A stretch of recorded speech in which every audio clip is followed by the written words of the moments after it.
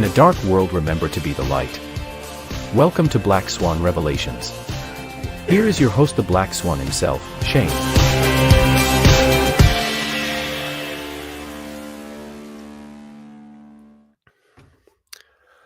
All right, so this is going to be one of the most difficult videos that I will have attempted to make. And one of the reasons is I'm going to try my best to prove that it is highly probable that you can have a rapture around the world, across the globe, if you will, all over the earth, and people will not be aware that we are missing,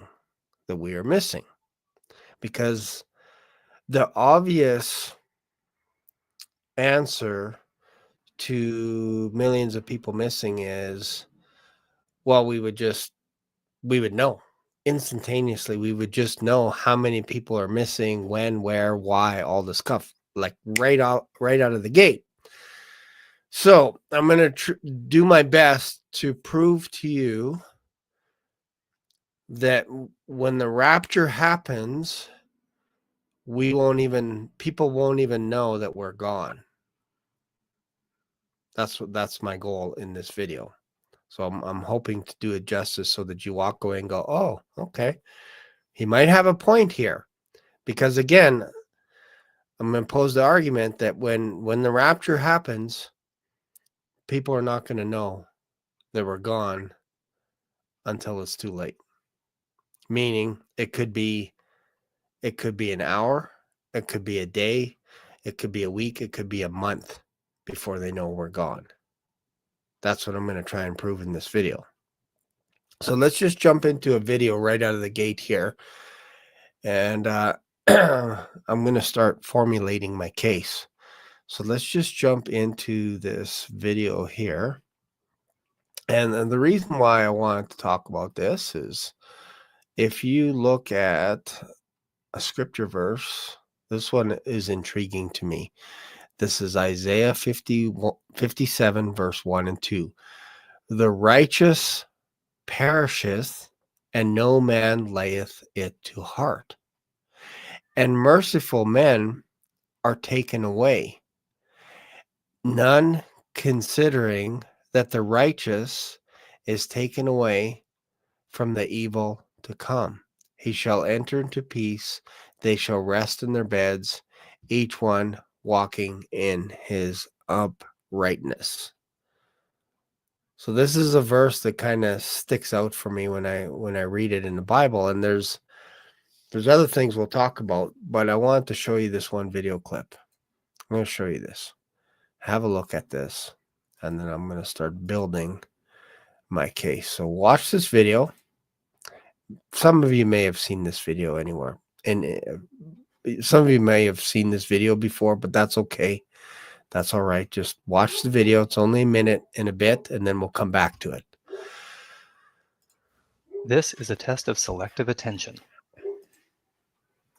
Count how many times the players wearing white pass the basketball.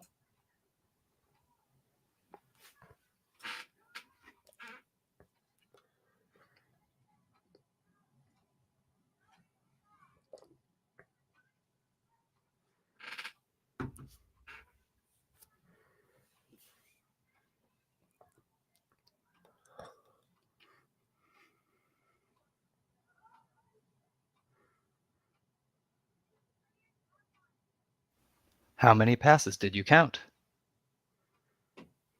The correct answer is 15 passes. But did you see the gorilla?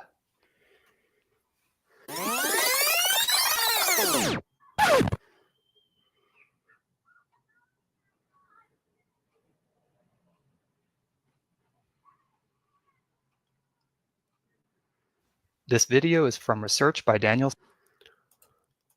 Okay, so this is just a basic video. Did you guys see the gorilla? Did you see it? Just obviously this is an older video, but did you see it when you originally saw this video? Did you see it? It's interesting, right? Because when I watched it for the first time several years ago, I didn't see it. I was like, how dumb could I be to miss this gorilla coming right in the middle and then smacking his chest a bunch of times?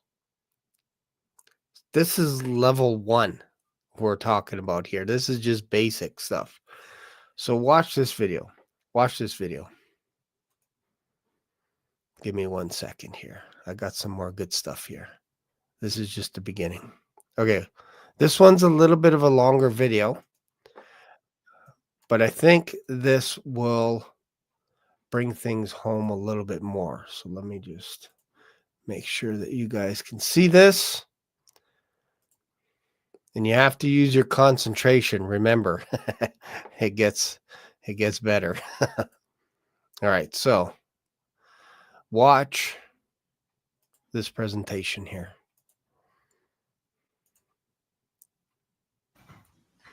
This is the shell game. I'm going to hide this Hershey's Kiss under this cup, and the object is for you to pay attention and follow along and try to guess which cup the Hershey's Kiss is under at the end.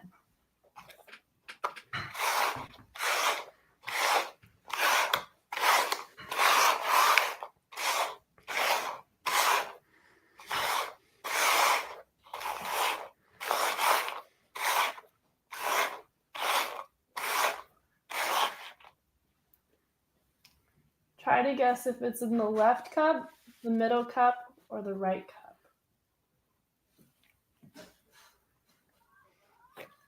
Let's check the left cup.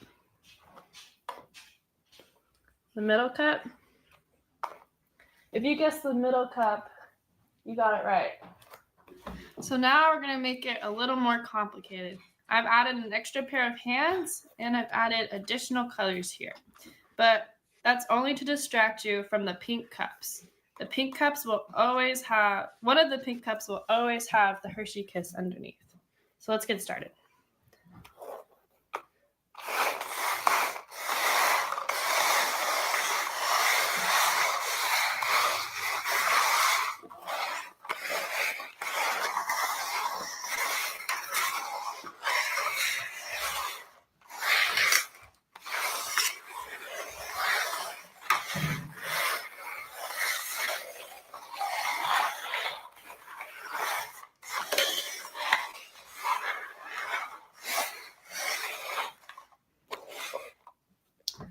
So can you guess where the Hershey Kiss is?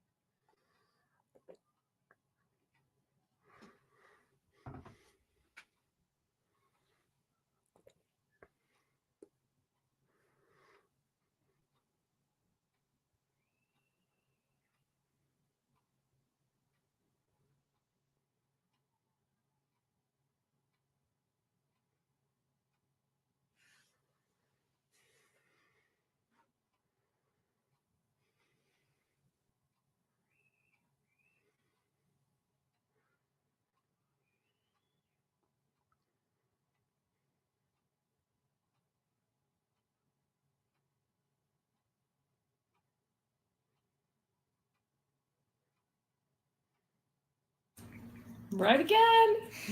You're so good at this. All right, so it's interesting that when you follow the instructions and you're like, okay, I'm not gonna lose the Hershey chocolate. I remember seeing the cup go off screen for a second. I'm like, oh, that's how they're tricking. And then I'd watch when it came back on. I'm like, okay, I'm pretty sure it's on the left one or whatever, right? I might even guess that one wrong. But I didn't see the duck. I missed the duck. And when you look back, it's very obvious. And then you see the green cups swapped in for the blue for the green. And I'm like, I totally missed that. Totally missed that. So there's an interesting thing called change blindness. And what that basically means is we have the inability to notice change when it's subtle over time. And especially if we are so focused on one thing, we may not even notice. Like, for example, I got all these books on my shelf, but if I was talking about something and I went away and then came back, or the screen went away and came back, you may not notice that some of the books are different. Why? Because that's not pertaining to the story that I'm telling you guys. So you won't, your mind won't fill in all the stuff because it's unnecessary for you in order to move the story forward. And in the instance of the gorilla, you were told to watch the white shirts and count how many times they were moving the basketball around. And because we're doing that, sometimes something that's so obvious in front of you will go missing. And then when you look at it again, all of a sudden you're like, how could I be fooled? Well, this is partially part of the origins of a black swan event. One of the criteria for a black swan event is you don't know you're in a black swan event. That's the problem. You don't know you're in it. And I'm going to continue to build the case because, Shane, you're telling me that hundreds of millions of people can go missing and we wouldn't notice it. The world won't notice it. And I'm saying yes. And I'm going to continue to prove the case. There are about 1 million people worldwide that go missing every single year. I don't know if you knew that or not. We just know that there's people missing all over the place. But I don't know if you're aware that 1 million people go missing every single year. Half, if not most people, usually get found within 7 days. Usually within 7 days. But a huge percentage of children don't get found. And there's hundreds of thousands of children that go missing each year, and we may never find these children again. We may never find them again. But that's still not, that still doesn't line up with a rapture where there's millions of people disappearing. So I want to take you to a couple of scripture verses, and I want to start beginning to paint a picture. So let's go to, if you have your Bible, let's go to another scripture verse. I'm going to read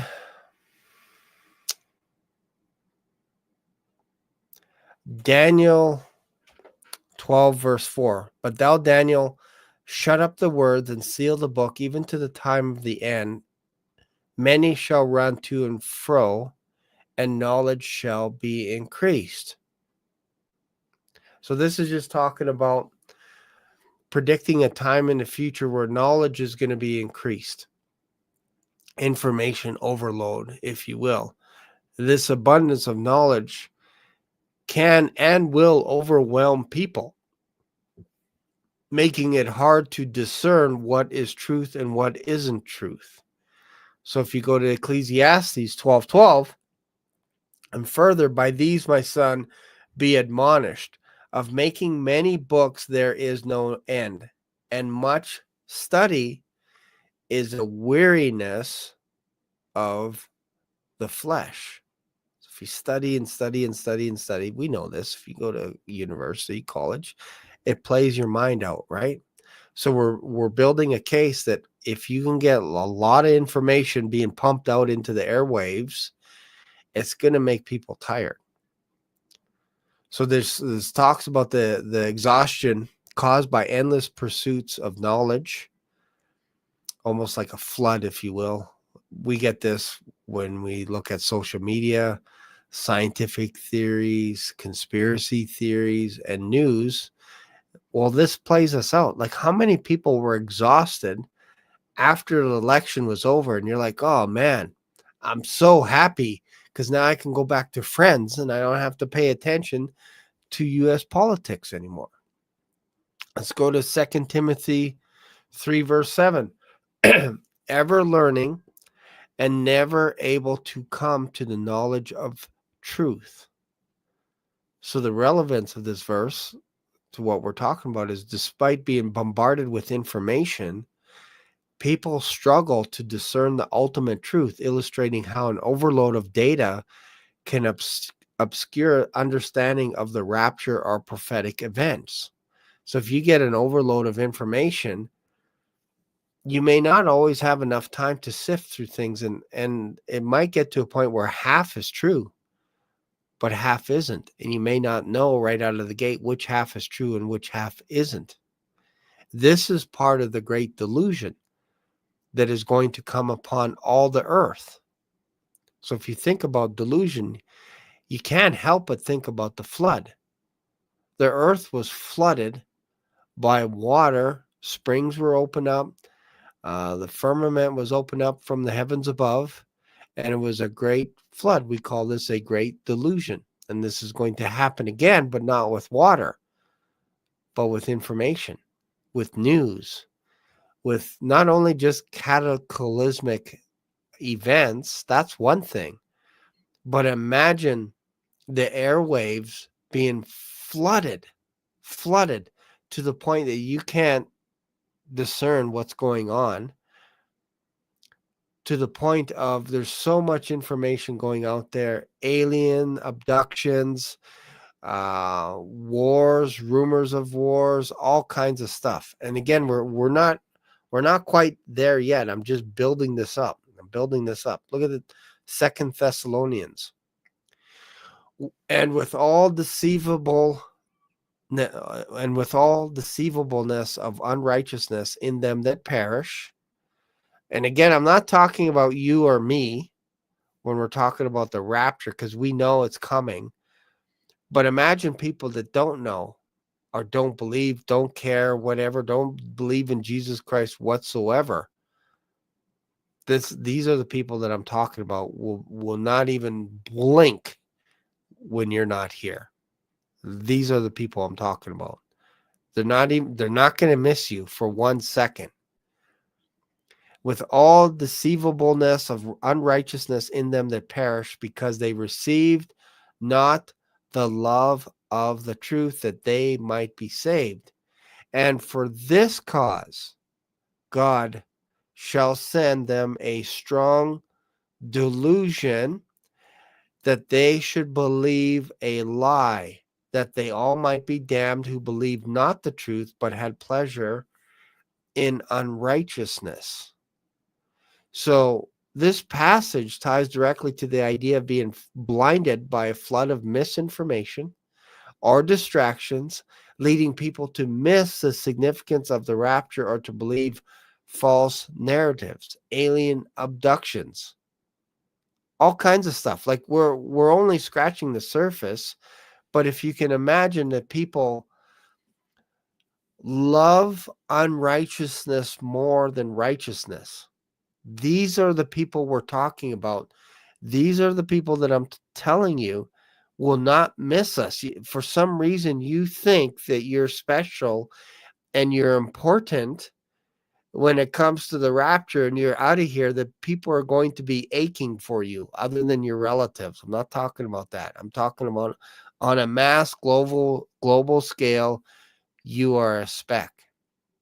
They won't miss you, especially if you get flooded with wealth, money beyond any means. All of a sudden, you see homes that are half price. You see cars that are coming on the lot next to nothing. You see people getting more job opportunities, more raises. You see all kinds of space activity where aliens are coming, and there's a countdown as to when they're showing up. There's rumors that they're in Florida. There's rumors that they're in California.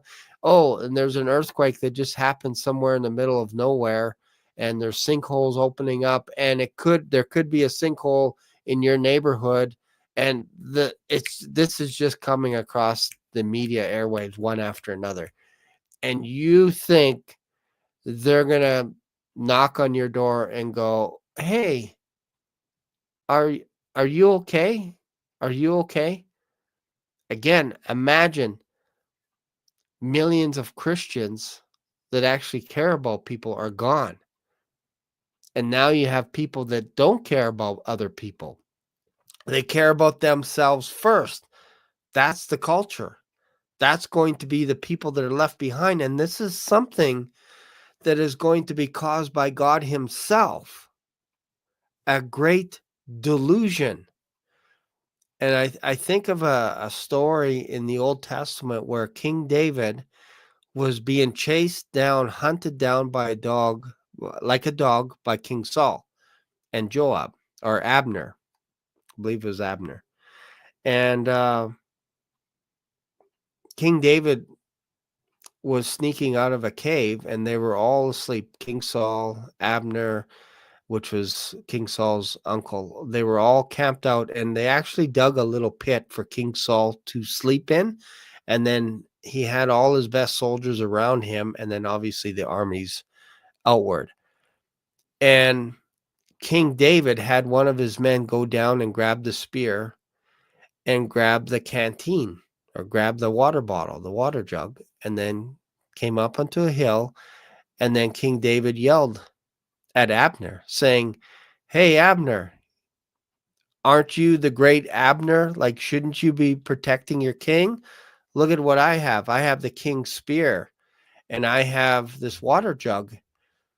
And what was happening to Abner? Well, he was put into a coma. All the men were. They were put asleep. Just like when Adam went to sleep, God did this to Saul, Abner, and his men, where they woke up and they're all groggy. God put them to sleep so that David's men could come and grab the spear and grab the jug and get away, and nobody would notice them. That was done by God. So now in the future, we see a great delusion coming, where people are going to be so overwhelmed, whether good or bad, they're going to be occupied with their mind on themselves. So that's the perspective that we're getting here.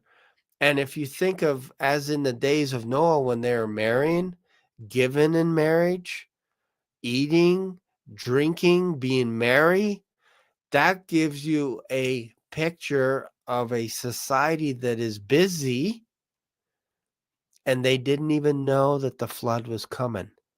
They had no idea. Now you can argue with me and you can say, but Shane, how could they not see a big ark being built over 100 years or whatever, and they didn't know that a flood was coming? That's a fantastic question. I'm glad you asked that question. I've wondered about that.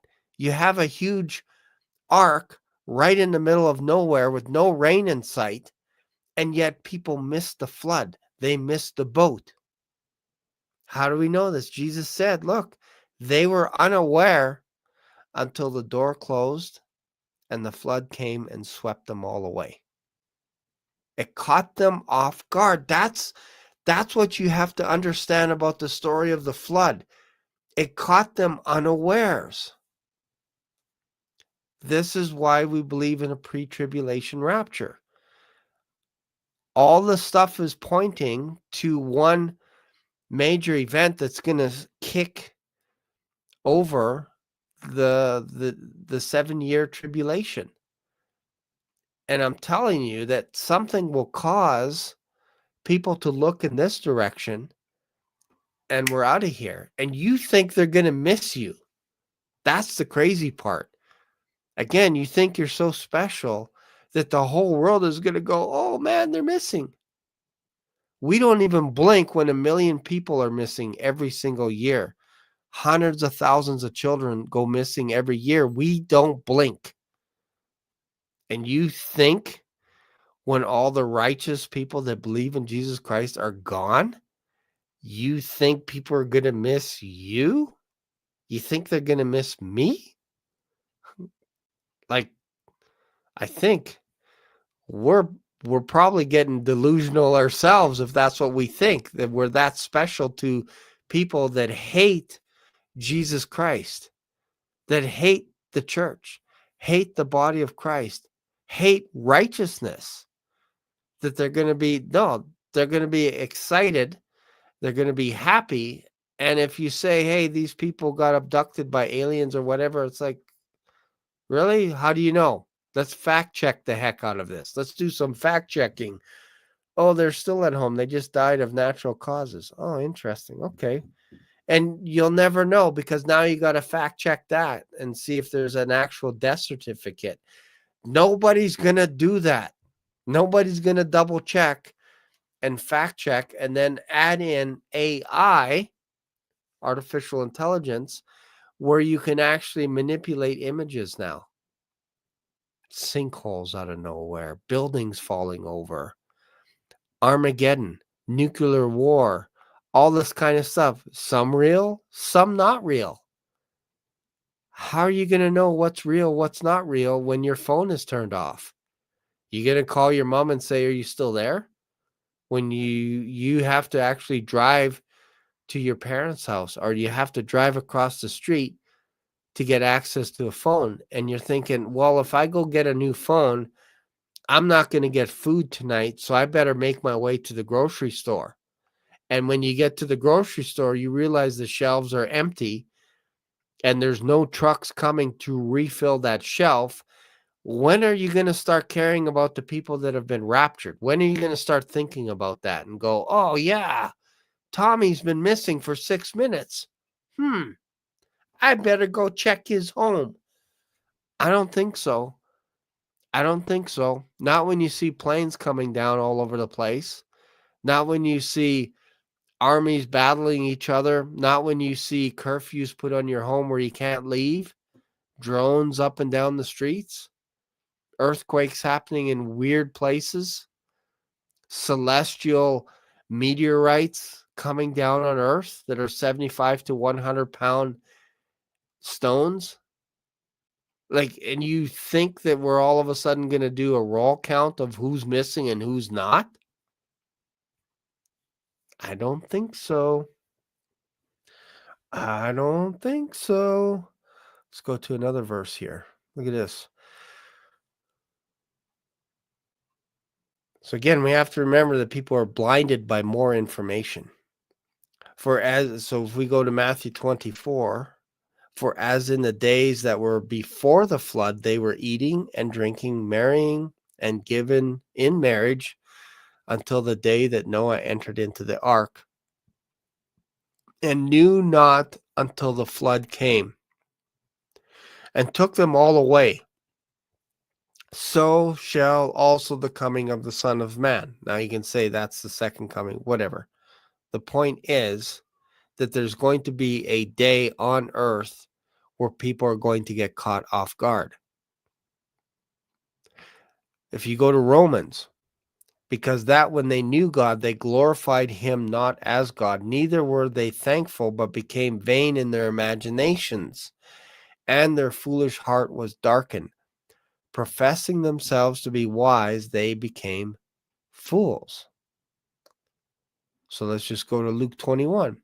And there shall be signs in the sun, and in the moon, and in the stars, and upon the earth, distress of nations, not just your local neighborhood, nations, with perplexity, as in they can't figure what's going on, and the sea and the waves roaring, meaning you're probably looking at 100, 200, 500 feet tidal waves. You don't think that's going to be a distraction on the coast? You don't think men's hearts are going to fail when they see these tidal waves coming? Men's hearts failing them for fear and for looking after those things which are coming on the earth. They're preoccupied with the things that are coming on the earth. for the powers of heaven shall be shaken. This describes a time of unprecedented events, natural disasters, cosmic signs causing fear and confusion. Scientists and others may struggle to process these events due to the sheer scale and rapidity. They're coming fast, hard and fast. Look at this, Isaiah 5:20 and 21. Woe unto them that call evil good and good evil, that put darkness for light and light for darkness, that put bitter for sweet and sweet for bitter. Woe unto them that are wise in their own eyes and prudent in their own sight. Meaning, people, because of this deluge, will have the inability to discern truth from lies. For example, alien abductions as explanations for the rapture. This all stems from delusional thinking and misplaced confidence in their own wisdom. They're overconfident in their own wisdom. Even if you told them this is what happened to these people, they will believe a lie instead. If you said Jesus Christ came for his church and raptured them away to heaven, they would argue with you that no, it's something else. It can't be that. It's aliens. It's whatever else. Why? Because they would rather believe a lie than the truth.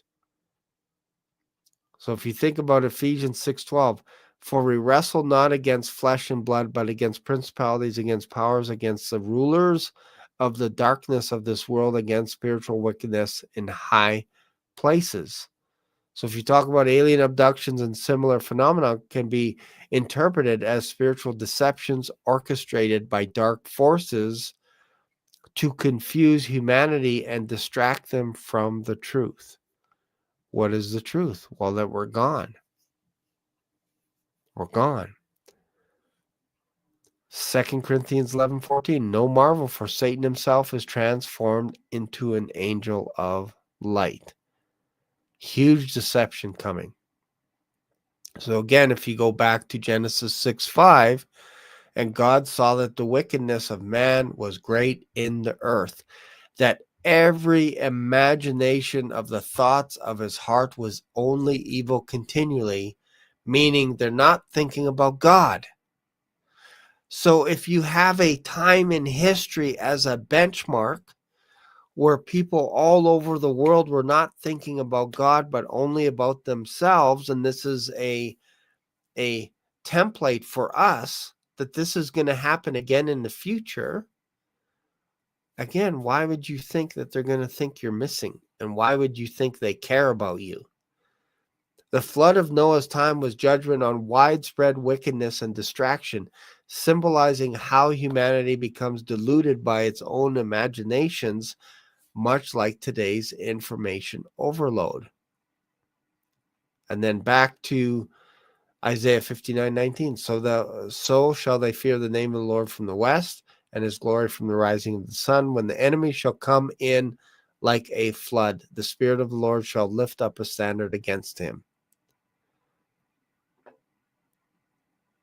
So if you go over to Matthew 25, verse 10, and while they went to buy, this is talking about the 10 virgins, while they went to buy, while they were distracted by going to buy oil for their lanterns, the bridegroom came, and they that were ready went in with him to the marriage, and the door was shut. And afterward came also the other virgins, saying, Lord, Lord, open to us.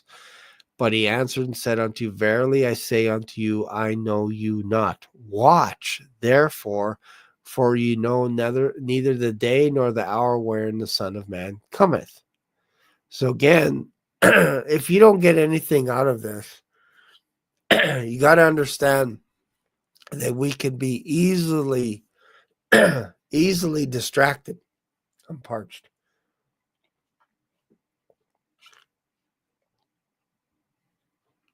All right. We can be easily distracted. How many people, when there's a huge sporting event, are glued to the TV, unaware of what's going on around them? Weather, patterns, all kinds of stuff happening, and you're just oblivious because we just stay inside all the time. And you watch YouTube, whatever it is. Not slamming YouTube because you're watching YouTube right now. But I'm telling you, we are ripe for distraction. When I say we, I'm talking about the world without Christ. You are ripe for the pickings. You won't see this coming. It won't take much to tip people over the edge to put them in panic mode, where all of a sudden they're like, man, I don't have any electricity. I got to take off. I got to go to the grocery store, or I got to fly home, or whatever it is. I got to get to the airport, whatever. I don't care how much money it costs me. I got to get to the airport to get out of here and go to El Salvador or whatever country. You're not going to be seeing if your high school buddy on Facebook is still on Facebook, or your old girlfriend, or whatever. Like, you're just not. You're going to be thinking about yourself. And don't be surprised if there are some families that will leave their pets behind. Don't be surprised. It happens in a natural disaster where people leave their pets at home. They just leave them. They abandon them, whatever. And we know that during Jacob's trouble, there are going to be animals that actually come after people. Most likely zoos being opened up, not taken care of, safaris, all these animals running wild. Imagine lions, bears starving because there's flesh out in the streets of towns, and all of a sudden these bears, wolves, coyotes, cougars, whatever, start creeping into towns because there's flesh there for them to eat. Now you got another thing to worry about. Again, are you going to go on to Facebook, or are you going to be like, I think there's a bear outside my house. I think there's a lion. Well, we have no lions here. Yeah, but there's a zoo down the street. Oh, right. And they're all running around, chasing people, hyenas, whatever. Distraction. Celestial distractions. We didn't get into fallen angels. We didn't get into Nephilim roaming the earth as well. Giants. Talk about giving someone a heart attack watching a 40-foot giant walking down the street. Sounds like science fiction.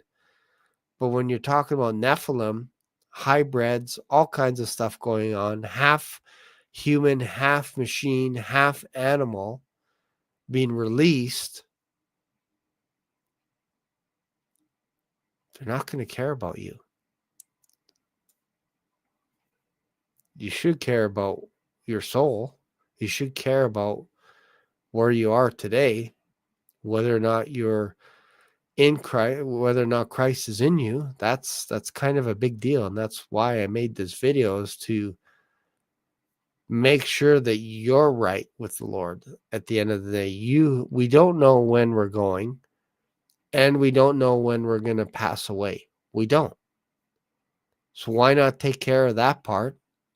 Take care of the part where you know what happens to you after you die.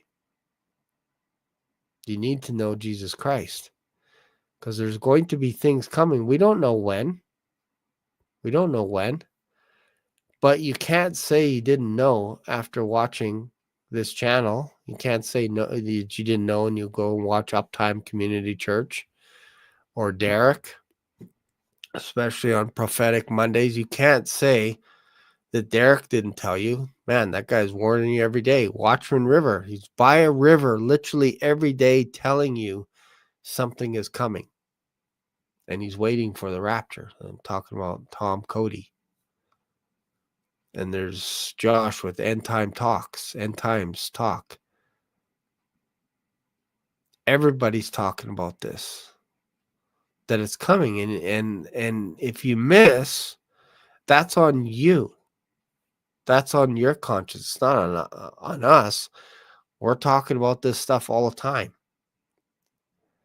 Could be tomorrow, could be a week, could be a month, could be a year from now. We don't know when the Lord's coming back. But even more importantly, you don't know when your life is going to expire. Life is flickering. You have to understand that. All right, I got to go to a Bible study. We had a great breakfast on Saturday. I helped facilitate and organize it. We had a bunch of friends help out as well. And we had about 119 men show up for breakfast.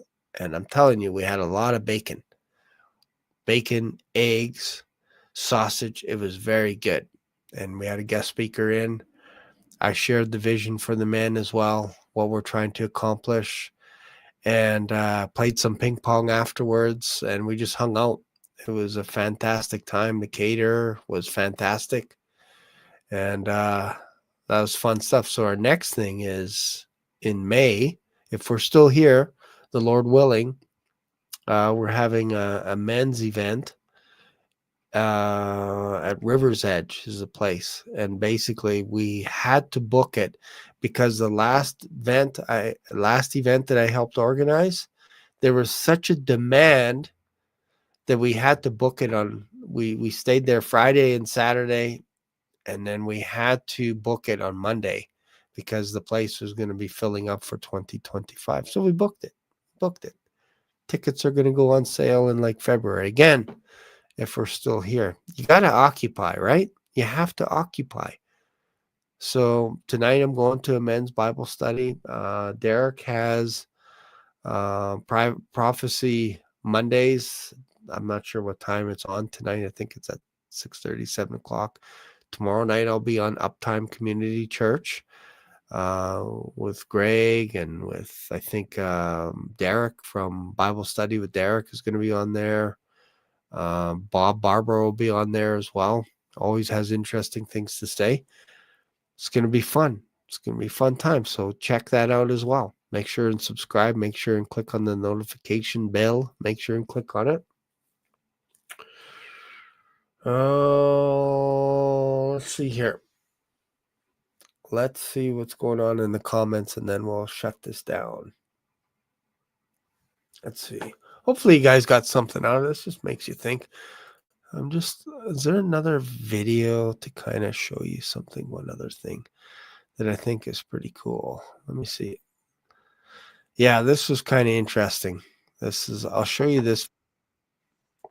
This is actually cool. I meant to show you guys this, but I think this helps to show a little bit more about change blindness and why we're not always aware of changes that happen right in front of us. Like, I can't tell you how many times I go downtown and then all of a sudden, instantaneously, there's like a brand new high-rise building. And I'm like, where did this thing come from? Well, you just didn't pay attention to it as they're building it over 2-3 years. Let's just have a look at this. Let's have a look here. Watch this. This is kind of cool. It's just an interesting thing. It's only a couple minutes. You are about to take part in a quick experiment. Take a look at this.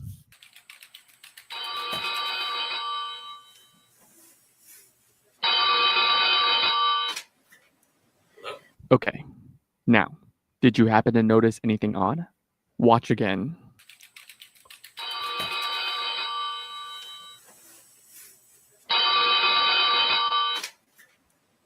See any changes? Don't worry if you didn't see that it's two different men. It means your brain is doing exactly what it should be.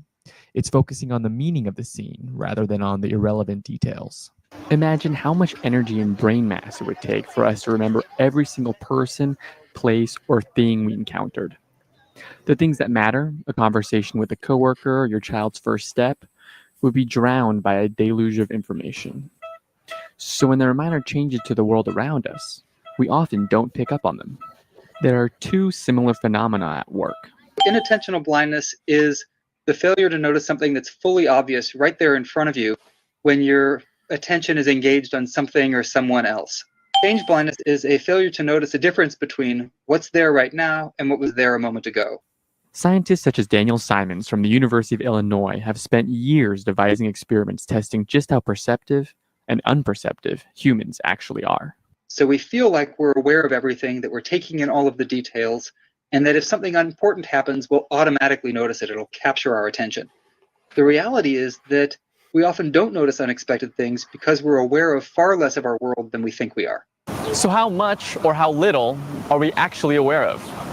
We decided to recreate one of Simon's most famous experiments to see for ourselves. Here's the setup.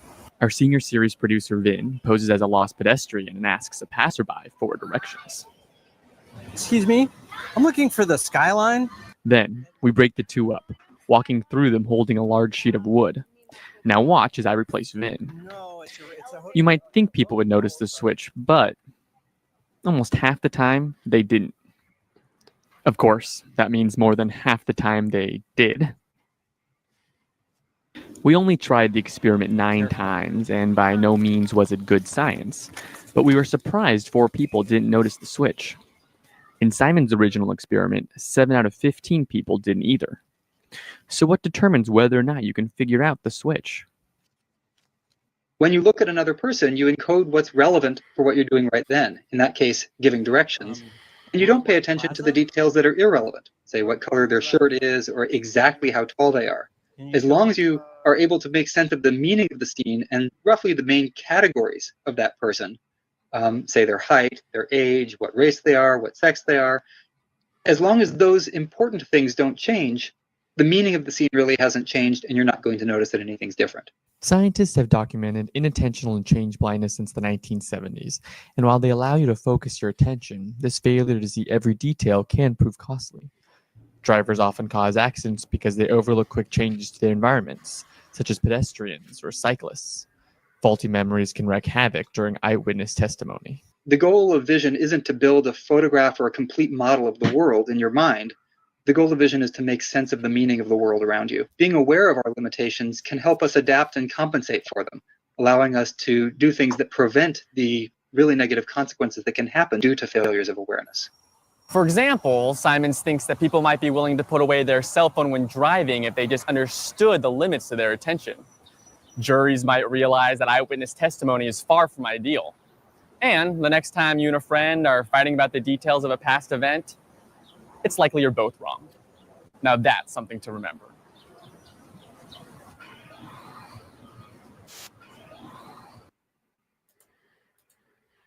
Again, it's crazy because we're looking at it through the lens that we're out of here. And we're saying they will know what's going on.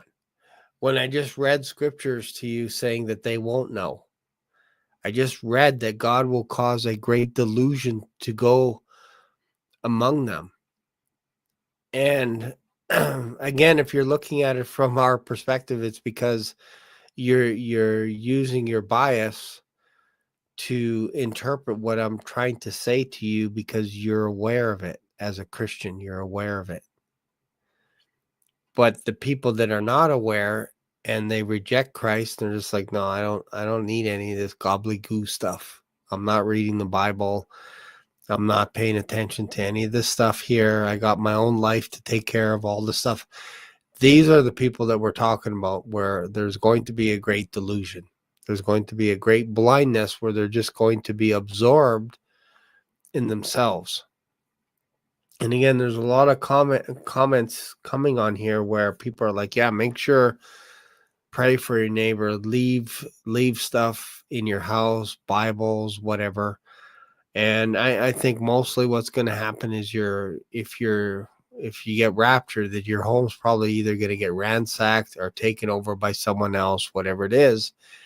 And yeah, leave a USB drive, leave Bibles highlighted. I know people that actually highlight specific verses to walk people through so that they know what's happening. And then they'll even put things on a fridge saying we were not abducted by aliens, because I think that's going to be one of the prevailing themes, that some people or a lot of people will think that this is what happened to us.